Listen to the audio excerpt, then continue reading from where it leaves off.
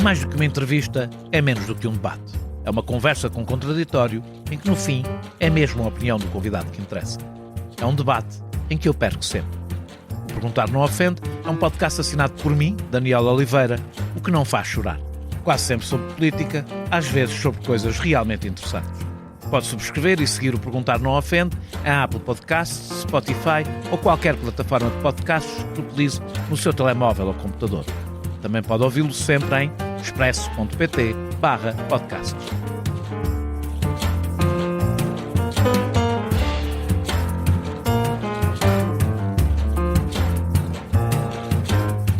Há uma década, o Bloco de Esquerda tinha mais de 500 mil de votos e 19 deputados.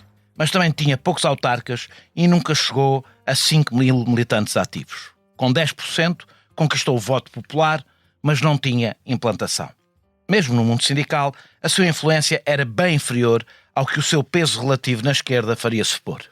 Isso deu-lhe pouca capacidade para ler o país e ainda menos para resistir aos ventos difíceis que já se começavam a sentir. A sua participação na geringonça, sem entrar no governo, correspondeu a várias vitórias programáticas. Na realidade, grande parte dos maiores avanços dos 2 ou 3 primeiros anos da primeira governação, baseada numa maioria do conjunto da esquerda, correspondeu a propostas suas e do PCP. Mesmo assim, na hora do divórcio, foi o PS que ficou com as pratas. Os avanços foram-lhe atribuídos pelos eleitores. Curiosamente, os que se envolveram nesta experiência ficaram associados à situação, quando o país virou à direita. A isto juntou-se uma ameaça, o LIVRE, que abocanha o voto original do Bloco, mais jovem e urbano. Nas últimas eleições, o Bloco caiu para uma deputada única. O seu rosto ficou associado à derrota e o partido teve de mudar de rumo e de liderança. Com a militância cronicamente diminuta, sem recursos próprios, a crise é, ao contrário da do PCP, existencial. Resta saber se o seu futuro é a irrelevância ou a extinção, o renascimento ou ser parte de uma urgente reconstrução da esquerda. Para novo coordenador, que chega à liderança na fase mais difícil da história do Bloco, o partido escolheu José Manuel Pureza. Tem 66 anos, é professor universitário, esteve no MES e na UEDS e fez boa parte do seu percurso com os católicos progressistas que tiveram como figura politicamente mais emblemática Maria de Lourdes Pintacilgo. Tido como moderado, também representa um regresso do partido à sua primeira geração. Pureza terá de gerir uma crise política, de representação e até financeira. Fora do Parlamento, o único lugar onde os pequenos partidos conseguem visibilidade. Nesta conversa, com uma liderança que tem de fazer balanços e lamber feridas, falaremos muito do passado, sobretudo mais recente. Veremos se isso nos dará pistas sobre o futuro. Olá, eu sou a Cátia Mateus e este é O Céu é o Limite, um podcast onde os líderes das empresas portuguesas conversam sobre o seu percurso profissional, os altos e baixos que enfrentaram ao longo do caminho, as ideias mais ousadas, mas também os erros e fracassos, sempre com uma boa dose de gargalhadas pelo caminho. Junte-se a mim nestas conversas, ouça O Céu é o Limite em expresso.pt ou na sua app de podcasts preferida e deixe-se inspirar. Muito obrigado, José Manuel Pureza, por ter aceitado Eu que agradeço, Daniel. Obrigado. Este meu convite. O Bloco de Esquerda reconhece erros do passado e esta convenção foi também muito sobre isso. Uhum. Que erros foram esses que levaram a resultados iguais ou piores aos do momento do seu nascimento? Houve vários erros, seguramente. Eu destacaria 2 desses erros que temos que assumir e que temos que corrigir. Um deles, muito importante, foi a nossa incapacidade, que não é exclusiva do Bloco, bem pelo contrário, é um erro que atravessa a esquerda, mas que o Bloco, na qual o Bloco tem digamos, uma responsabilidade, que foi o de não termos sido capazes de ler com rigor, com tempo e com maturidade o que estava a fazer o país atribuir hegemonia às direitas. E hegemonia é uma palavra que eu escolho deliberadamente, porque ela não significa apenas domínio numérico em termos de intenções de voto e de voto, mas significa também domínio do discurso, domínio da agenda, e isso nós não soubemos fazer. E, portanto, creio que está a haver uma enorme capitalização do descontentamento social por parte da extrema-direita, e estamos com pleno emprego. não estivéssemos e a situação seria certamente bem pior, mas essa capitalização é resultado de uma falta de leitura atenta, atempada, correta. A verdade é que afetou mais o Bloco do que outras forças à esquerda. Certamente, porque o Bloco tem outras fragilidades. E vamos então ao segundo erro. E o segundo erro, já o Daniel o referiu na peça introdutória, que tem a ver precisamente com o facto de nós termos a noção, o Bloco tem desde sempre a noção de um fraquíssimo enraizamento social, e fomos incapazes de contrariar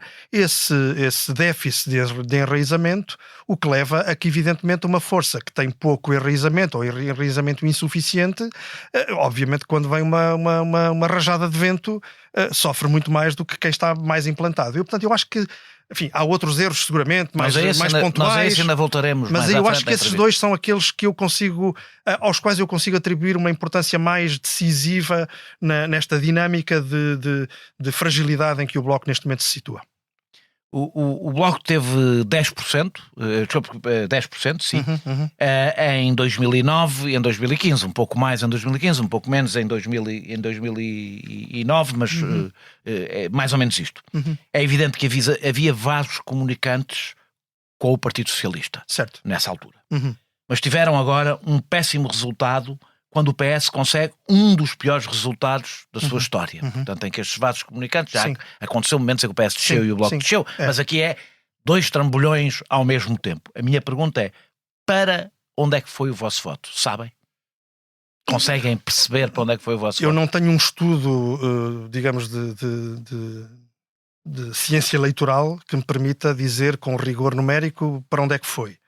Mas não é difícil perceber o que é que aconteceu, ou seja, volto a dizer, há evidentemente uma área grande que o Bloco representou em certo momento, que era a área da tradução do protesto e da zanga em projeto alternativo. Durante algum tempo o Bloco representou isso, foi justamente quando teve os 10%. E creio que, aliás, isso, enfim, é representado até emblematicamente de várias maneiras, mas isso aconteceu. E a verdade é que deixou de acontecer na exata medida em que há uma força política que aparece que rouba ao Bloco e rouba a muitas outras forças na esquerda essa representação do protesto, do ressentimento. Portanto, chega, não é? Chega, não há uma transferência numérica direta, digamos assim, de eleitorado do Bloco para o Chega. Há transferência, certamente, como houve transferência de todas as forças, mas no essencial há uma transferência simbólica. De representação. E isso é que eu acho que é uma questão que deve evidentemente merecer toda a nossa reflexão, toda a nossa atenção. Como é que isso se combate? Eu acho que isso se combate de 2 maneiras. A primeira é, evidentemente, enraizamento, presença, digamos, muito forte no terreno social.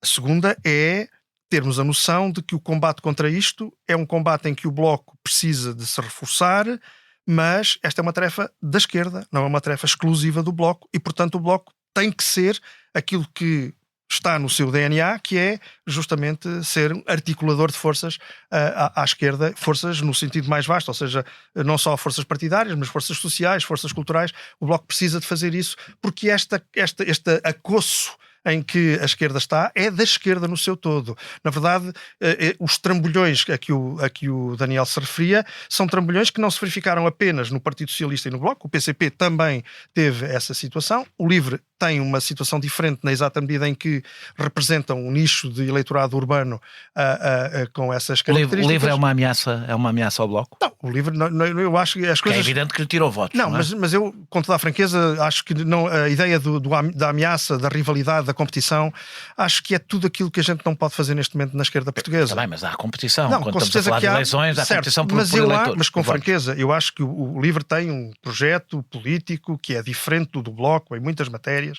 Sobre isso não há Mas menor partilham menor muitos dúvidas. eleitores. Partilhamos muitos eleitores, mas sobretudo o que há que fazer agora, e sobretudo neste tempo em que não se avizinham, não se põem no horizonte eleições a curto prazo, eu acho que é o tempo certo para, da linguagem da competição que faz parte da realidade interpartidária, darmos primazia a uma outra abordagem que tem a ver com dar força à esquerda no seu todo e, portanto, o Bloco dar esse contributo muito Nós importante. seguramente chegaremos ao futuro. Imagino que sim. E como ainda temos que dizer mais coisas sobre o passado. Claro. Que peso teve a história do despedimento das mães do resultado do Bloco, das mães funcionárias do Bloco? Sim. Foi apenas má gestão do processo, como tem sido dito, ou há uma contradição insanável entre o discurso e a ação do Bloco de Esquerda? O peso foi evidente. Sobre isso não há qualquer das dúvidas. E a direção anterior a esta que foi agora eleita explicitou, dizendo que aqueles factos nunca se deviam ter verificado e, portanto, temos a consciência perfeita de que a situação foi aquela que foi e não devia ter sido.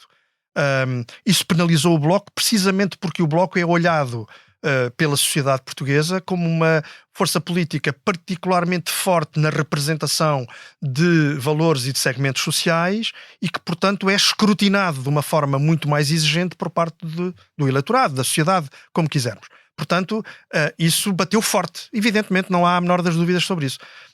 Devo dizer que, mais do que o bater forte, interessa... Apesar das direções serem coletivas, não se viu nenhuma responsabilização individual. Houve quem tivesse tomado as decisões, tiveram, além de um preço para essas mães, um preço para o Bloco. Eu, sobre isso, a única coisa que posso e quero dizer é esses factos ocorreram numa direção que não é aquela de que eu sou coordenador, e eu registro que a direção anterior, coletivamente, como a meu ver tinha que ser, assumiu as responsabilidades que tinha que assumir, e o meu compromisso é o de tudo fazer para que durante a direção da qual sou coordenador, tal coisa nunca mais vir a acontecer. E esse é o único compromisso sério que eu posso aqui assumir. Aldina Duarte, que sempre apoiou o Bloco, disse numa entrevista que o Bloco não sabia para quem estava a falar. Para quem não sabe, a maior parte das pessoas sabe que é a Aldina Duarte, claro, é uma fadista bastante conhecida e que tem sempre apoiado o Bloco há muitos anos. É verdade. Eu devo dizer, a concordar com ela. Sim. Ao mesmo tempo que fazia cartazes a falar de taxar os ricos, que independentemente da justiça é um discurso mais negativo do que aspiracional, punha os seus antigos dirigentes a fazer vídeos engraçados nas redes. Foram buscar a campanha do Die Linke, alemão, e decidiram copiar uma campanha de um partido com muito mais implantação e uma história muito diferente da do Bloco de Esquerda. Isto revela ou não revela um desnorte do partido durante esta campanha? Seria fácil resolvermos tudo com erros de política de comunicação. Normalmente, quando não se quer dizer nada de substantivo, diz-se que o problema foi a comunicação. E eu acho que houve erros de comunicação, evidentemente, mas não creio que seja a questão essencial. Portanto, evidentemente que houve, sobretudo, um esforço, uma tentativa de replicar em Portugal um estilo de campanha que tinha sido protagonizado em certo momento pelo Die Linke, e creio que houve, e também uma perspectiva... Para quem não acompanha a política alemã, o Die Linke é o partido da esquerda. Aliás, podia ser correspondente ao Bloco e ao PCP, sim, de alguma maneira, os dois juntos na Alemanha, e é um partido que cresceu bastante nas últimas eleições, contra, aliás, as previsões que existiam. Só que a sociedade alemã não é a sociedade portuguesa. Só que, os hábitos de prática política de vizinhança, de bairro, de porta a porta, etc., não são aqueles a que Portugal está tradicionalmente habituado nas décadas que leva de regime democrático. E, portanto, creio que, desse ponto de vista, houve, uma falha de intervenção, mas volto a dizer, eu acho que o essencial não é a questão da comunicação, o essencial não é a questão da forma de passar a mensagem. A questão essencial tem a ver com aquilo que eu já disse, é um erro uma incapacidade, uma falta de capacidade da nossa parte de interpretar aquilo que eram os sinais que vinham já de algum tempo de uma subida muito avassaladora da direita no plano político e no plano cultural. Eu também acho que quem geralmente explica as coisas pela comunicação, porque não quer explicar de outras formas, se bem que a comunicação não é só a forma. Claro, com certeza. A comunicação também diz qualquer coisa do conteúdo. Claro que sim. Eu não suponho que vá criticar a sua antecessora, nem lhe vou pedir para fazer isso. Naturalmente sei que a resposta vai ser, mesmo que tivesse críticas a fazer. Claro. Não, mas faria aqui. Isso. Mas a minha pergunta é, mas acha que pelo menos houve um erro de estilo que ultrapassa a questão do estilo?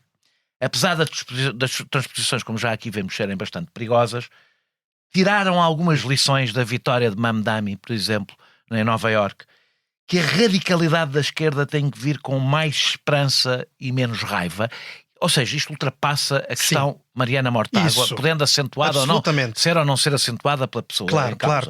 Agora, é ou não é um problema do Bloco, e isto não é uma questão de estilo, é uma questão que vai para lá do estilo, tem a ver com a própria abordagem dos problemas e a abordagem dos eleitores. É bom e para mim é importante falarmos dessa lição ou dessas lições que temos que aprender de gente como Zoran Mamdani, justamente por causa daquilo que o Daniel acabou de salientar, ou seja, de alguém que se situa à esquerda, que não tem vergonha de dizer que é de esquerda, que não tem vergonha de dizer que é socialista e que o faz sempre numa ótica de abrir campos de esperança para as pessoas, sobretudo para as pessoas que são abandonadas. Houve aqui há tempos um comentador que eu leio com muita atenção, chamado Daniel Oliveira, não sei se já ouviu falar, já ouvi, e em que esse comentador dizia uma coisa que dizia precisamente uma coisa que me pareceu muito, muito acertada, uma vez sem exemplo, e que foi justamente esta ideia de que a esquerda, se quer reganhar força, se quer reganhar iniciativa, tem que falar para os abandonados. Porque justamente foi esse o segredo, foi essa a tal coisa que provavelmente o Bloco e as outras forças de esquerda não souberam ler com o rigor suficiente, que é inventar, criar um povo que, digamos, que seja representável por esta força política ou por estas forças políticas. Eu acho mesmo que isso é importante, francamente. Eu acho que nós aprendemos isso com muita gente, com Mamdani desde logo. Porquê? Porque eu acho que nós estamos num tempo em que o Estado nos está a falhar em vários aspectos e está a criar ressentimento e zanga. O Estado está a falhar na habitação. O Estado, por uma falta deliberada, diria eu, de oferta pública. O Estado está a falhar na saúde, obviamente, quer dizer, e isso cria mais segmentação, mais diferenciação, mais seletividade. E, portanto, nós, à esquerda, precisamos de ter a ousadia de fazer sobre aquilo que é essencial na vida das pessoas um discurso que seja um discurso não de defesa do que está, que é importante, evidentemente, ou seja, defender, se quisermos, o modelo constitucional de democracia avançada, eu acho que isso é fundamental, mas nós temos que ser capazes de, em cada área da vida das pessoas, criar discurso e criar programa, de criar propostas mobilizadoras que abram para as pessoas boas expectativas, mobilização. É assim que nós... Eu acho, dou um exemplo que tem a ver com os dias em que estamos a viver. Eu acho que o anúncio da greve geral e a maneira como a greve geral Nós foi estamos a gravar isto, desculpe, 2 dias antes da greve geral, isto vai para o ar já depois da greve geral. Mas então, situando no dia em que estou a falar com o Daniel, eu diria a greve geral, pela maneira como foi convocada, por ter a agenda que tem, por denunciar, digamos, um governo que, apesar do pleno emprego, apesar das notícias do Economist sobre a robustez da nossa economia, tudo isso, quer, digamos, fazer uma agressão inédita aos direitos do trabalho em Portugal. Lembro-me do episódio deste podcast gravado com o João Leal Amado. Justamente eu acho que diante disso, esta greve geral foi capaz de parar a agenda, a hegemonia da agenda da extrema-direita. De repente deixámos de falar de burcas, deixámos de falar, enfim, não se falou tanto da crueldade da lei da nacionalidade. Passámos a falar daquilo que é essencial. E o essencial é justamente o horizonte para a vida cotidiana daquelas pessoas que têm menos trabalho, direitos, saúde, casa. É por aí que a coisa vai. E, portanto, eu olho para... E mais, já agora uma outra coisa. Eu acho que alguém disse, e tem razão, o Mamdani, de alguma maneira, é a esquerda que sorri, é a esquerda que ri. Que ri não no sentido de fazer espetáculo, de fazer pose, de fazer coreografia, mas que ri porque justamente encara o futuro como algo que pode ser promissor. E o Bloco está muito ligado, e não é só na última liderança, com a esquerda zangada. E eu acho que há uma esquerda zangada que, digamos, que atravessa a esquerda, tem presença no Bloco, evidentemente. Eu acho que nós temos que ser capazes de ultrapassar esse momento olhando com atenção para aquilo que é a necessidade vital da nossa gente de ter esperança concreta. Não seja uma esperança fofinha, seja uma esperança concreta de direitos e de, sim, e de condições de vida. Não podia ser acusado de, não, isso não de uma podia. esperança fofinha. Isso não podia ser. Fala-se muito, e o Bloco tem falado muito, e falou muito também para falar da sua derrota, da ofensiva contra Mariana Mortágua. Essa ofensiva era absolutamente previsível.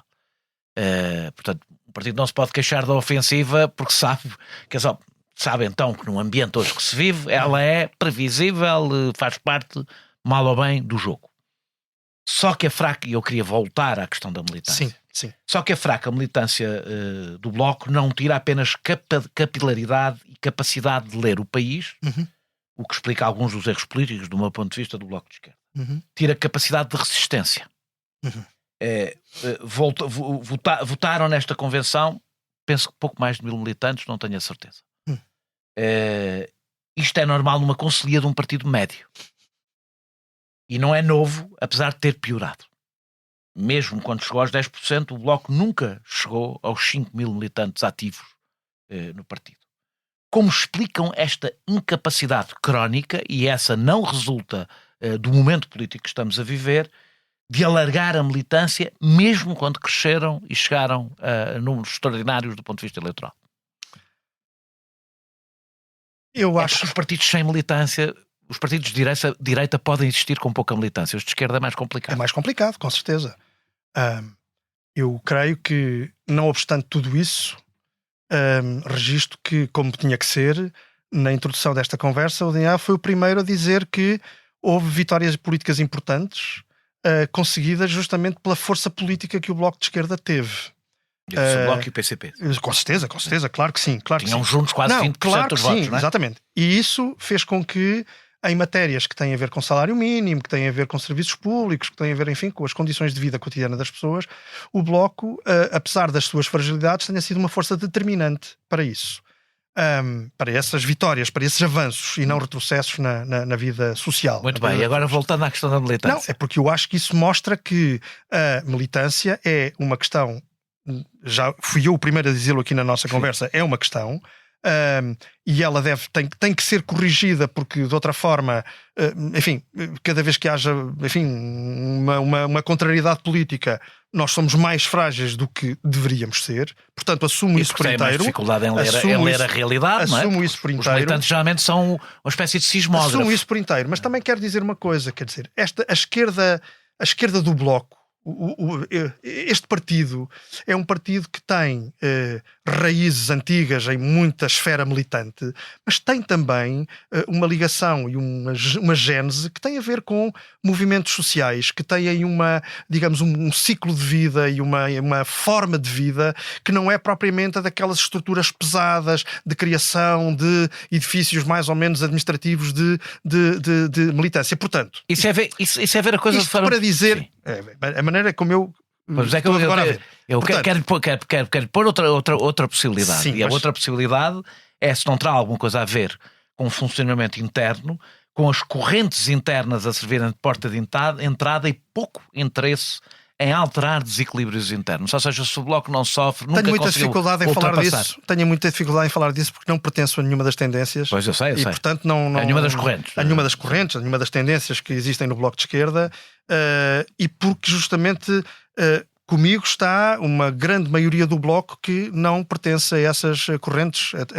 As duas líderes anteriores também não pertenciam, e isso não impediu que houvesse aqui uma questão que tem a ver com o peso enorme que correntes que têm no Bloco, coisas que as pessoas que estão mais exteriores não acompanham tanto, e como isso tem criado nós dentro do partido. Então eu digo duas coisas.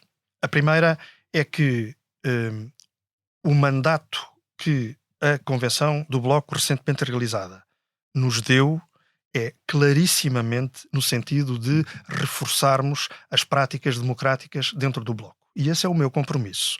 Ou seja, eu ouvi bem aquilo que a generalidade dos militantes que falaram na Convenção disseram, no sentido de que a prática democrática local, nas estruturas concelhias, nas estruturas distritais, nos grupos de trabalho, etc., tem que ser uma prática democraticamente muito mais qualificada do que aquilo que tem sido. Isso tem implicações. A sua escolha correspondeu a essa prática, a sua escolha, na sua eleição, evidentemente as pessoas votaram. mas a sua escolha anterior correspondeu a essa prática mais de base. Em alguma medida terá correspondido. Em alguma medida terá correspondido. Ou seja, desde o princípio que as pessoas sabem que eu não pertenço a nenhuma das correntes e, portanto, ao acharem que eu teria condições para assumir esta responsabilidade, evidentemente que estavam a colocar isso. Mas quero também dizer outra coisa. É que eu não olho para as correntes fundadoras ou existentes dentro do Bloco como um obstáculo, como um problema insolúvel para a democracia dentro do Bloco, para a militância, para a vitalidade do Bloco. Eu acho que essas correntes que existem dentro do Bloco e que nós estimamos porque somos um partido plural, têm um papel a desempenhar do ponto de vista do enquadramento dos militantes, do ponto de vista da formação, tudo isso. Desde que essa medida seja a medida, desde que isso seja feito na medida certa, acho que o Bloco só tem a ganhar com isso. A geringonça trouxe muitas conquistas, como eu disse, e correspondeu aos anos de maior popularidade, aliás, das instituições democráticas. Quem quiser pode ir ver as sondagens lá. Exatamente. Do Parlamento. Isso. No entanto, como se viu, nas duas eleições seguintes foi o PS que ficou com os votos. Uhum. Mostra que os entendimentos com o PS acabam sempre num abraço de urso, que é preciso ter mais implantação social para determinar a organização e não só os votos. Claro. Que, tendo em conta os condicionalismos europeus, o tempo das alianças com o centro-esquerda acabou? Mostra isso tudo. Ou seja, mostra claramente que na relação entre as forças da esquerda, a relação de forças, estou aqui a jogar com as palavras, na relação entre as forças da esquerda, a relação de forças entre elas é determinante. O que é que mudou de 2015 para 2019? Foi o Partido Socialista ter conquistado mais força e o Bloco e o PCP terem perdido alguma força, ainda que o Bloco tenha mantido a sua representação parlamentar, mas perdeu nas seguintes. Exatamente. E foi isso que determinou claramente que António Costa tenha feito aquilo que fez, simulando negociação, mas nunca negociando nada de relevante e, portanto, afirmando o seu poder, e isso depois conduziu mais tarde digamos, ao fim desta experiência. Aliás, ela acabou de facto em 2019.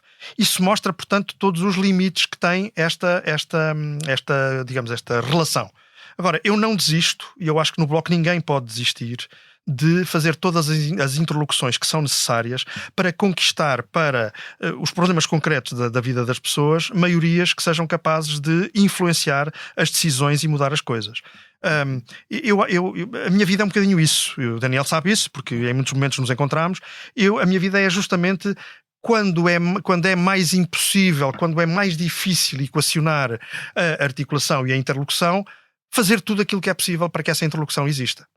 Chamam isto Congresso Democrático das Alternativas, chamam isto Iniciativa pela Auditoria Cidadã, chama isto todo um conjunto de diálogos que foram feitos. Chama isso, por exemplo, juntar tanta gente que, aliás, vai muito para lá do espectro da esquerda para fazer um grande movimento a exigir a regulamentação da lei da morte medicamente assistida, que vai desde Francisco Pinto Balsemão até pessoas da minha área partidária. Portanto, isso é a minha vida, isso é o meu trajeto. Mais à frente irei uma exceção, que é Coimbra, mas já falaremos. Sim, com certeza. Mas é justamente isso, ou seja, eu acho que enfim, quem olha para aquilo que eu fui fazendo, que teve a importância que teve, vê isso. E, portanto, eu acho que sabendo que em última análise é a relação de forças, é, digamos, a capacidade de influenciar que determina para que lado é que as coisas vão, eu acho que nada nos deve fazer, sobretudo no contexto presente, face à agressão tão grande, face à hegemonia tão grande das direitas, nós temos que fazer tudo para que a esquerda reganhe força. Um assunto que é importante por estas semanas: o Bloco tem pouca implantação sindical.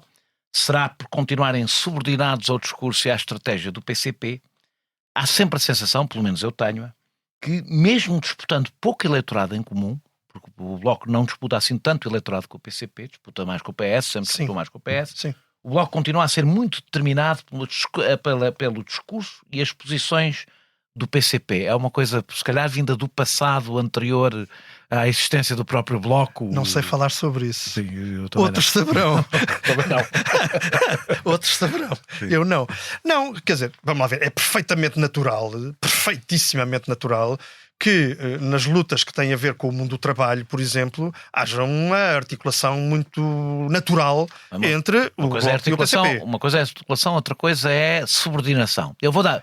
Para ser mais claro o que eu estou a perguntar, eu vou dar um exemplo. Votaram contra a agenda do trabalho digno. A única reforma laboral que correspondeu, reforma laboral que correspondeu a avanços para os trabalhadores e onde várias propostas do Bloco foram integradas. apesar de ter correspondido a uma melhoria geral, seguiram a lógica do PCP, que é votar contra porque não é suficiente. E agora, como o PCP, apoiam uma greve geral para, em parte, defender as conquistas conseguidas na agenda de trabalho digno contra a qual votaram. E se isto não é o tal mimetismo do que eu estou a falar, que despreza cada vitória, transformando-a em derrota porque se considera que é ceder, não conseguir tudo. Eu acho que a incompletude das coisas é relevante.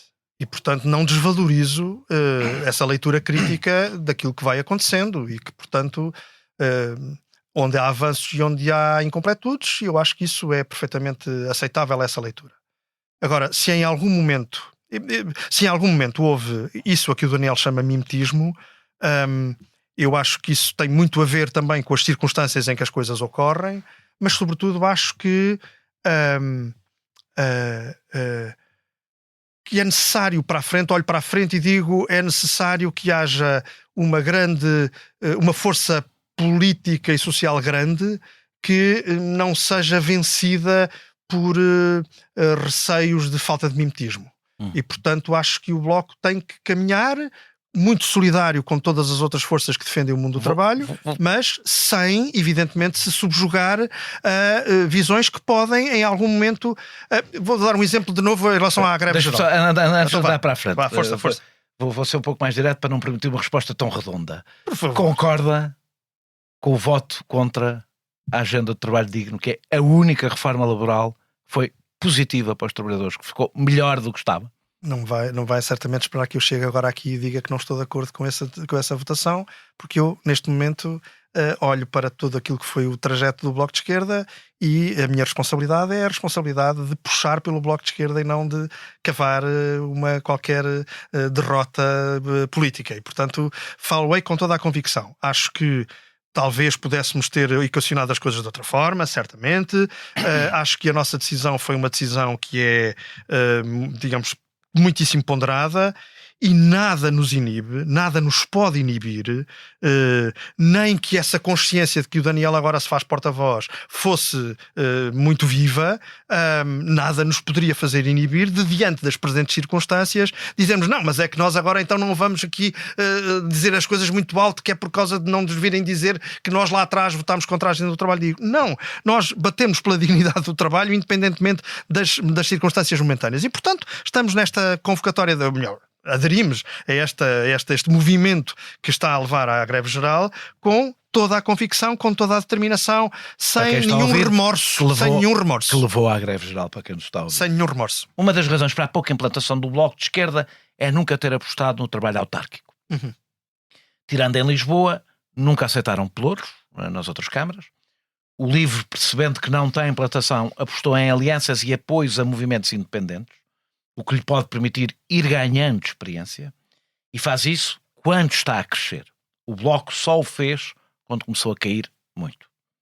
Reconhece que houve um medo centralista de perder o controle, de permitir que as dinâmicas locais do Bloco levassem a alianças, levassem a aceitar pelouros, levassem a apoiar movimentos de cidadãos. Não é nestas eleições, era quando o Bloco valia muito mais e nestas eleições a leitura que se faz é o Bloco sentiu-se muito fragilizado e não se quis contar. Mas convenhamos, quer dizer, não podemos agora dizer agora excluímos aqui as últimas eleições e vamos só ver o que ficou para trás. Certeza. Por amor de Deus. Não, isso não é assim. Os partidos fazem uma trajetória que desejavelmente é uma trajetória de experiência e erro e portanto renovação após a constatação dos erros. Portanto, é perfeitamente natural. Ou de acharem que são autossuficientes quando estão fortes e de perceberem que não são quando sei onde estão é que isto vai parar, já lá vamos. Sim. Mas eu acho concretamente que as últimas eleições autárquicas mostram, e eu quero valorizar isso, mostram claramente uma abertura grande por parte do Bloco de Esquerda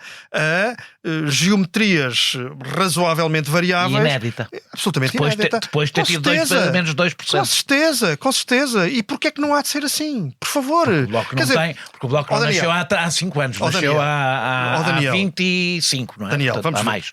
Mas é que isto não é só o Bloco que está a fazer esta alteração. Vamos lá ver. O que está a acontecer é que a política portuguesa está-se a deslocar para a direita. E toda ela se está a deslocar para a direita. E, portanto, é natural que quer o Bloco, quer outras forças, mostrem nesta circunstância muito mais abertura e muito mais premência para articulações do que em momentos em que isso não era assim. O problema é que, entretanto, o Bloco não ganhou experiência autárquica, Daniel, não ganhou implantação Daniel, autárquica. Apesar de tudo, eu quero valorizar o trabalho de abertura por parte do Bloco, que não foi... Que não se aplica a Coimbra. Ah, pois, claro. Mesmo o Pureza protagonizou uma lista em Coimbra, quando parece ter havido uma grande atratividade da candidatura do PS para os setores que influenciava ou com quem trabalhava Daniel, em Coimbra. eu- Ou seja, José Manuel Pureza, que deu aqui os exemplos em que foi ponte, Sim. protagonizou exatamente o oposto no sítio onde foi candidato, que Daniel, foi em Coimbra. Quer o Daniel, quer eu, já estivemos, o Daniel, noutras funções que não a de jornalista, evidentemente, claro. como cidadão, já estivemos em muitos momentos em que nos irmanámos na procura de articulações, de interlocuções. E sabemos bem que fazer pontes não é... como é que eu vou dizer? Não é quem quer casar com a carochinha. Não é assim. Ou seja, nós queremos fazer pontes, mas temos, evidentemente, balizas que vão para lá daquilo que... Ou melhor, balizas que não nos permitem ir para lá daquilo que é aceitável. Eu tenho muito respeito, e quero dizer isso com toda a franqueza, tenho muito respeito pelas pessoas que decidiram apoiar a candidatura da Ana Abrunhosa em Coimbra. Mas, francamente, eu acho que falar de uma aliança de esquerda que é feita dizendo assim, olhem, temos aqui uma candidata, venham daí. Foi o que aconteceu em Lisboa. E essa candidata é uma candidata que vem do PSD, foi autarca pelo PSD, declarou publicamente que a sua condição de antiga autarca pelo PSD permitiria aproximar os eleitorados do PSD e do PS. É isto um convite sério a uma articulação de posições? Eu acho que não é, e portanto acho que há uma dignidade mínima que as forças políticas à esquerda têm que ter. E eu continuo a ser totalmente aberto ao diálogo, mas por favor, em relação a essa experiência de Coimbra, eu acho que ela começou de uma forma totalmente contrária àquilo que devia ter acontecido. Não houve nenhuma discussão de programa, houve um anúncio de uma sessão pública onde se anunciou que a candidatura era aquela, e esta pessoa em concreto, da qual eu sou colega de faculdade e, portanto, tenho com ela uma relação pessoal, enfim, muito simpática, mas convenhamos, do ponto de vista político, é a apresentação de uma candidatura que não desafia em nada a densificação de relações políticas. Nem quando eram o partido com mais peso no voto jovem, ou um dos partidos com mais peso no voto jovem, conseguiram ter uma forte presença militante entre os jovens. O Bloco diz que quer chegar aos jovens, o que, para quem conhece a história do partido, é irónico. Sente que o Bloco de Esquerda, portanto, o Bloco hoje está a dizer que quer chegar aos jovens e faz um pouco, para quem conhece o início do Bloco quer chegar, até o Bloco quer dizer que o Bloco perdeu muito desde o seu início. Sim. E a minha pergunta é se sente que o Bloco e a esquerda são vistos pelos jovens como sendo da situação?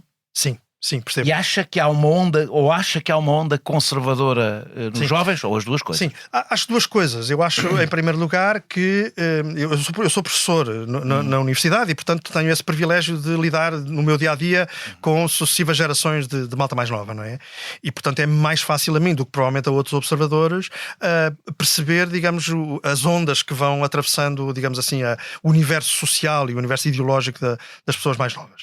E é indiscutível que de há alguns 5, 10 anos, 20 anos a esta parte, houve uma deslocação muito grande do ideário da juventude, sobretudo da juventude estudantil, para lógicas de individualismo cada vez mais exacerbado. E, portanto, isso evidentemente que retira chão a forças políticas, como as forças políticas de esquerda, para as quais a dimensão comunitária, a dimensão, digamos, de coletivo é mais importante. Portanto, primeiro ponto, acho que isso é particularmente evidente. Por outro lado, eu acho que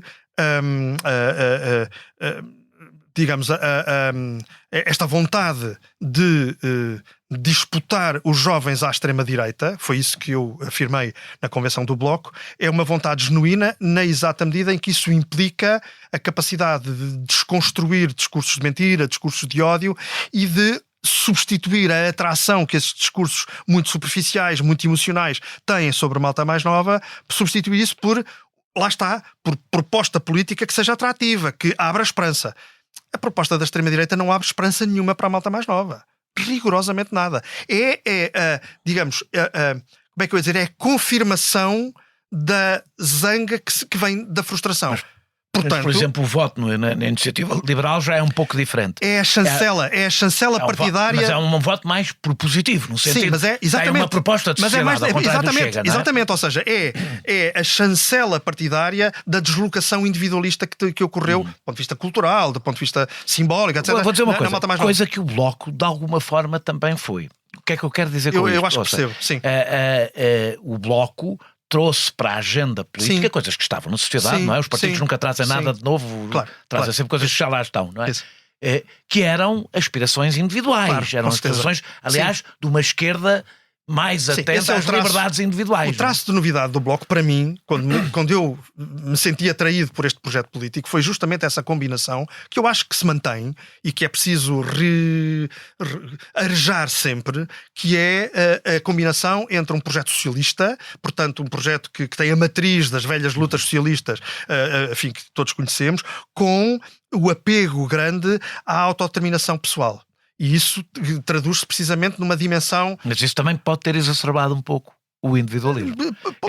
Eu já agora sobre isso eu não acredito muito nisso, porque eu acho que a emancipação individual não tem que ser lida como uma expressão de individualismo. Não, a questão é que o individualismo não é mau e é bom. É ambivalente, portanto, é ambivalente, claro. O individualismo tem essa marca de emancipação. A emancipação individual é exatamente. Então estamos Mas vou só aqui fazer esta... O Bloco de Esquerda nasceu, aliás, como ressaca do primeiro referendo do aborto, sim, portanto nasceu, sim, muito marcado por estas, sim, questões, sim, muito marcado por causa do feminismo e dos direitos LGBT, no início, sobre tudo isso, que tinham pouco espaço na arena partidária. Tinham na JS um bocadinho e sempre de forma bastante inconsequente. Imaginando que não tencionam abandonar estas causas, não é? Evidentemente, é essa a questão, é justo dizer que estes sistemas colaram demasiado à imagem do partido e impediram de passar outras mensagens. Se isso aconteceu, então o que nós temos que fazer é, indo ao encontro do que o Daniel diz, é nunca abandonar essas lutas, que são lutas certas, pela emancipação das pessoas, mas, evidentemente, impedindo que essa imagem seja colada ao Bloco, na exata medida em que somos capazes de pôr o centro naquilo que são as condições de vida de quem tem menos em Portugal. Casa, hospital, centro de saúde, escola... É disso que se trata. E, portanto, acho que o Bloco está hoje desafiado, mais do que nunca, repito, nunca abandonar as lutas pela dignidade de cada pessoa, pela liberdade da sua escolha, do seu modo de vida, da sua forma de relacionamento, casando isso de maneira virtuosa com aquilo que é o mundo do trabalho. Não é o mundo, não é o velho mundo dos fatos macaco.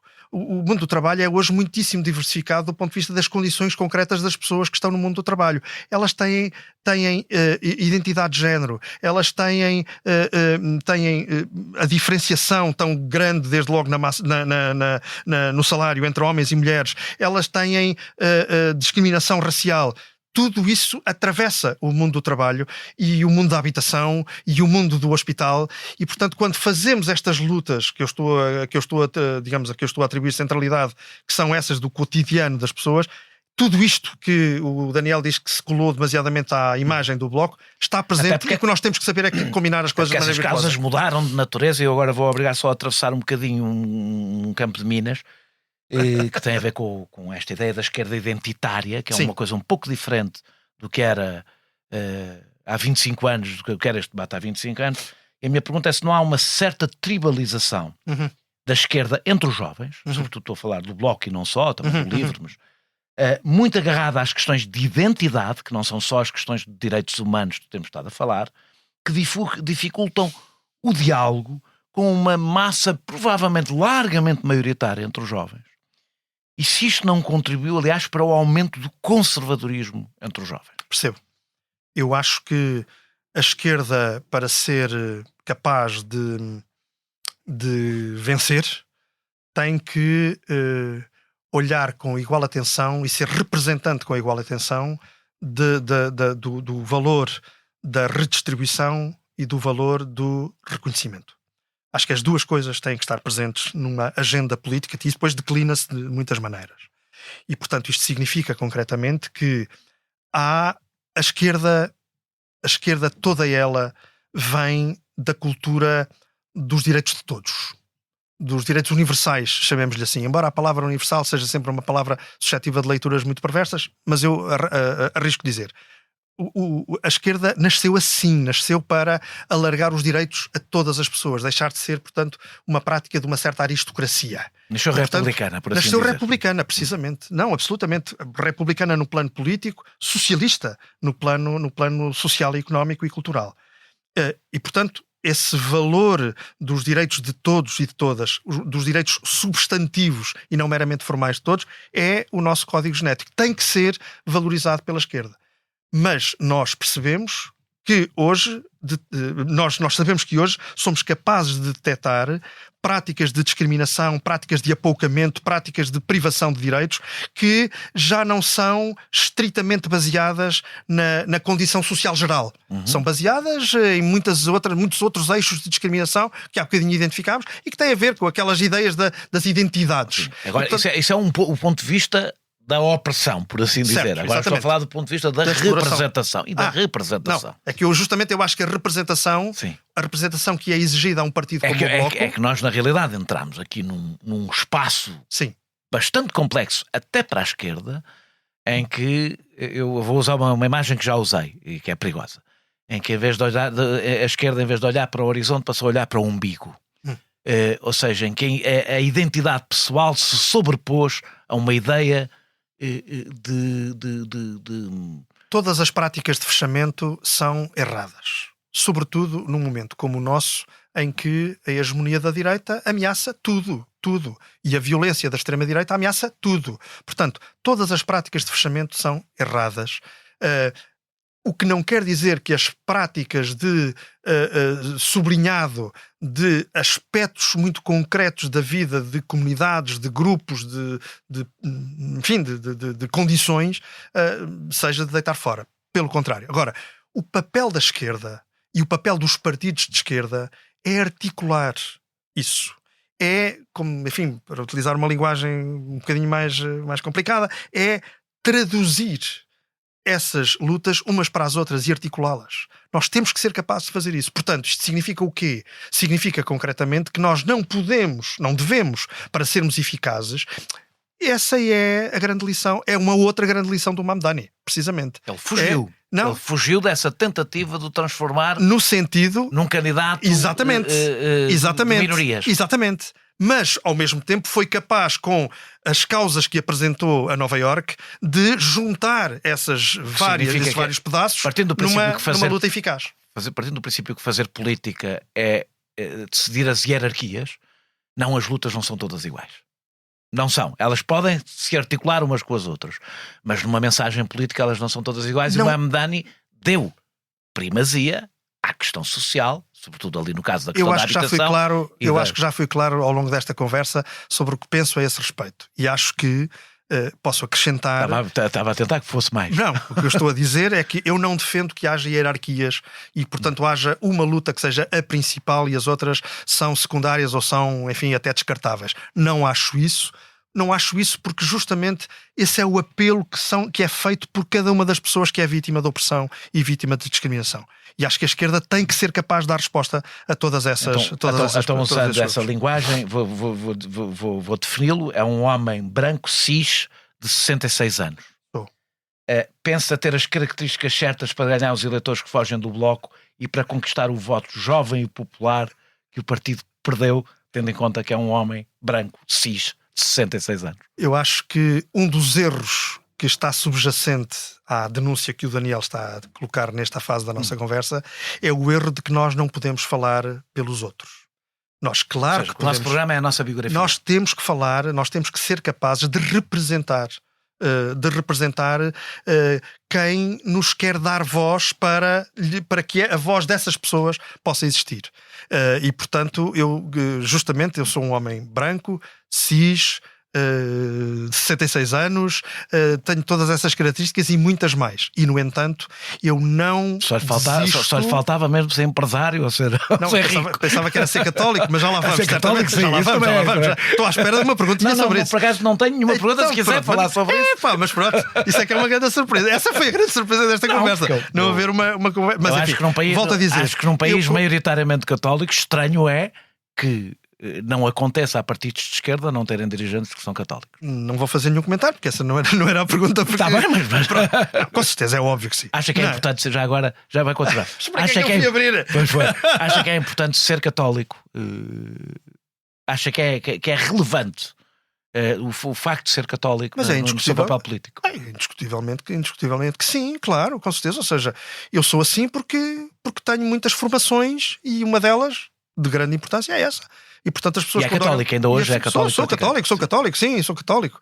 Tive várias conversas com um amigo meu chamado Daniel Oliveira a esse respeito e posso dizer que sim, que continua a ser, Daniel, continua a ser. Pronto. Mas isto significa concretamente que isso pesa muito na maneira como eu atuo, na maneira como eu falo, na maneira como eu vejo.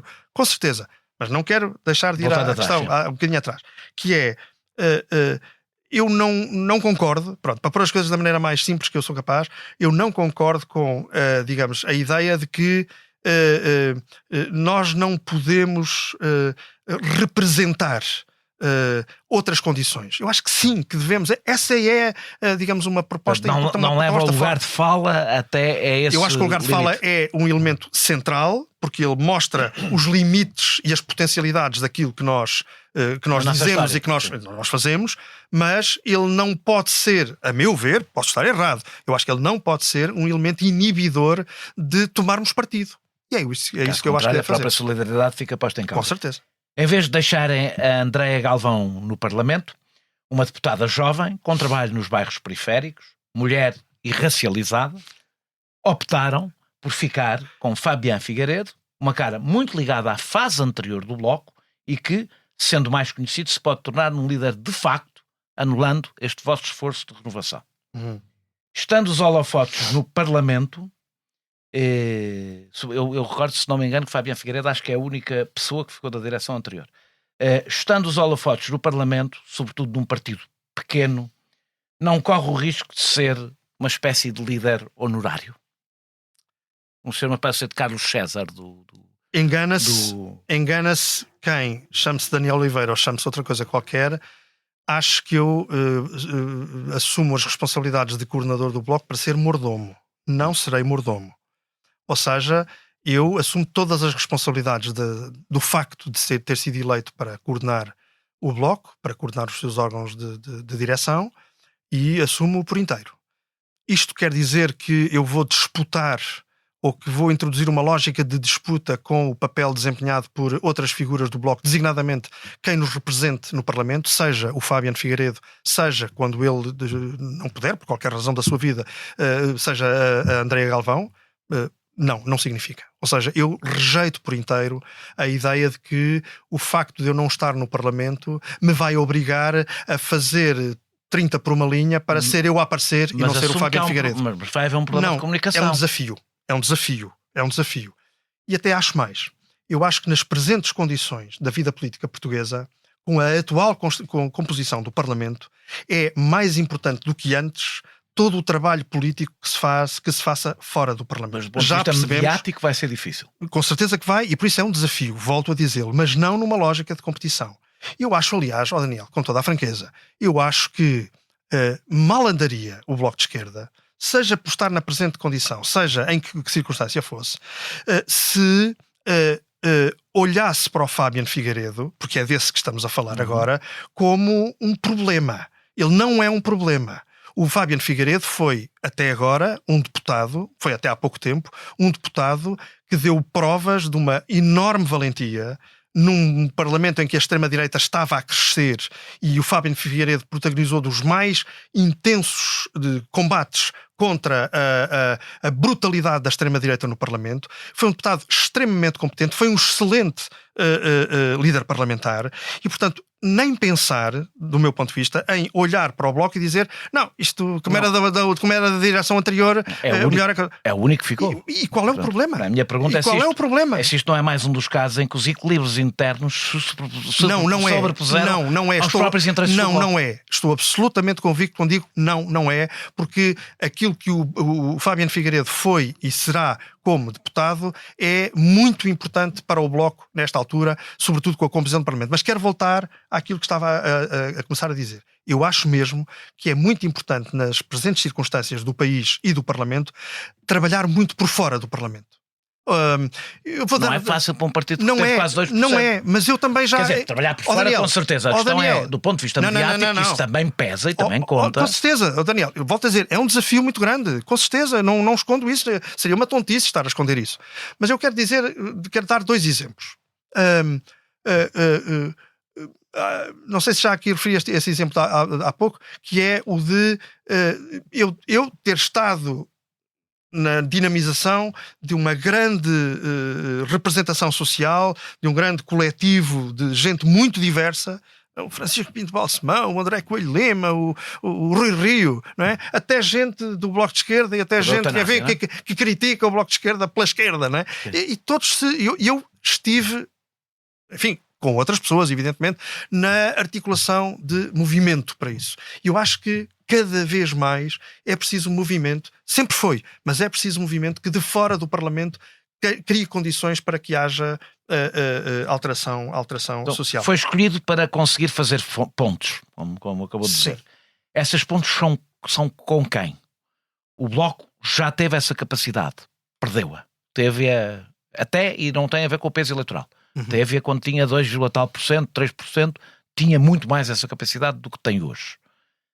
E a minha pergunta é, com quem é para fazer essas pontes? E se pudesse dar uma resposta mais concretazinha, não é? Mais concreta que conseguir, não é? E porquê é que o Bloco perdeu essa capacidade? Não sei se assume que perdeu. Pelo menos em comparação com a que tinha no princípio deste século, por exemplo, perdeu-a. Eu posso dizer que volto a dizer aquilo que disse há pouco. Eu sou do Bloco de Esquerda há muitos anos, sou militante e dirigente do Bloco de Esquerda há muitos anos e acho que toda a minha trajetória enquanto militante do Bloco foi muito marcada pela presença, pela importância que dei e que o Bloco deu através de mim à criação dessas pontes. O Bloco perdeu essa capacidade, o Bloco perdeu muitas capacidades ao longo do tempo e, por isso, enfim, o facto de estar com a atual dimensão do ponto de vista da representação é muito, muito importante. Mas com quem é que... Mas por isso mesmo, e porque a situação do país é aquela que é, eu acho que é muito importante que o Bloco regresse, se é de regresso que se trata, regresse a uma iniciativa destemida, mesmo com a sua pouca força. Tem que o fazer. Estamos a falar de pontos sociais, por uma razão. Estamos a falar de pontos sociais e estamos a falar de pontos políticas. Sim, estamos a falar de pontos sociais. O tal comentador que eu há bocadinho citei, o Daniel Oliveira, quando dizia a esquerda tem que falar para os abandonados, está a dar uma pista valiosíssima sobre isso. Agora, a minha pergunta é, o Bloco está disponível agora? Sim, sim. Agora esta não é concreta, é para ser uma resposta eu não quero, Daniel, só uma coisa, eu não quero passar ao lado das pontes, isto é, dos diálogos com outras forças partidárias e outros movimentos. Se o Bloco estará disponível para no futuro, perceber que pode não ser o protagonista de uma alternativa. Eu creio que a ideia que nós... Ser parte e não protagonista. O Bloco será sempre parte. Agora, eu acho, é a minha convicção sincera, que que a esquerda não crescerá se o Bloco não crescer.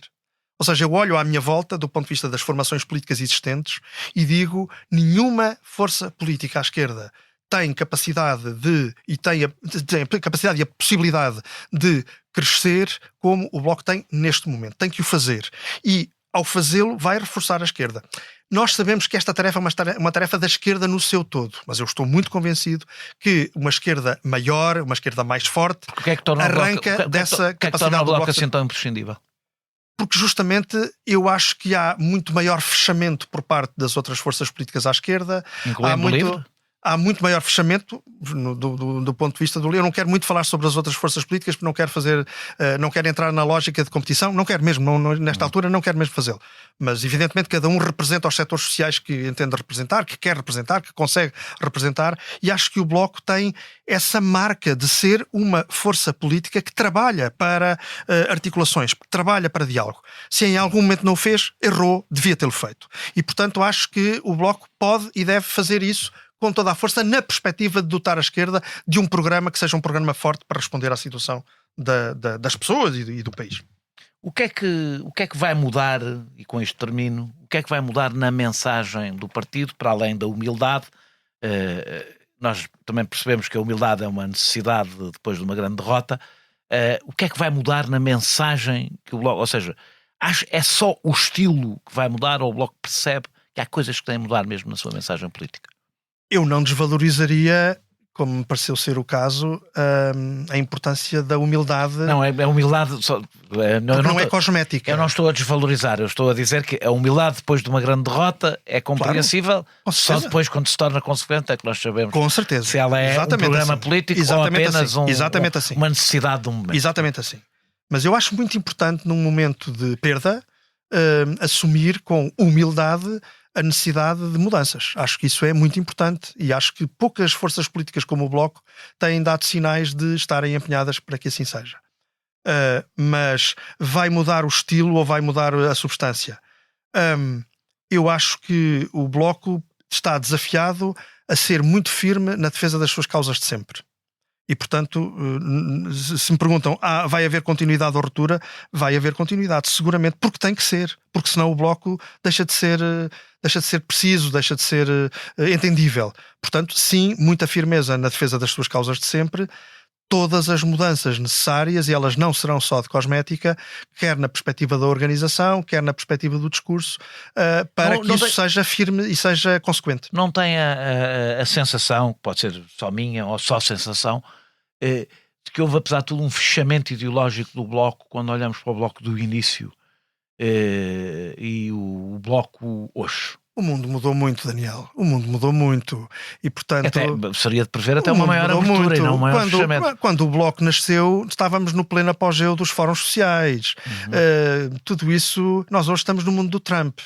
Não é? E, portanto, essa mudança do mundo, evidentemente, que condiciona... Hoje a social-democrata é ser radical, o que levaria ao Bloco provavelmente até... Não, é sobretudo ser social-democratizado. Social-democrata é tão radical que até alguns que se filiam na família social-democrata dizem que é melhor não meterem a gavetas, não é? Pronto. Portanto, o mundo mudou muito e eu creio que o Bloco se mantém fiel, é a minha leitura e por isso é que sou do Bloco. O Bloco mantém-se fiel a essa constelação, a esse arco-íris de inspirações e de perspectivas ideológicas, com uma noção, é de que todas elas justamente se articulam numa coisa a que nós chamamos de socialismo. Muito obrigado, José Manuel Pureza, Daniel. Um abraço. Por ter aceitado este meu convite. Nós regressamos brevemente com outro convidado ou convidada.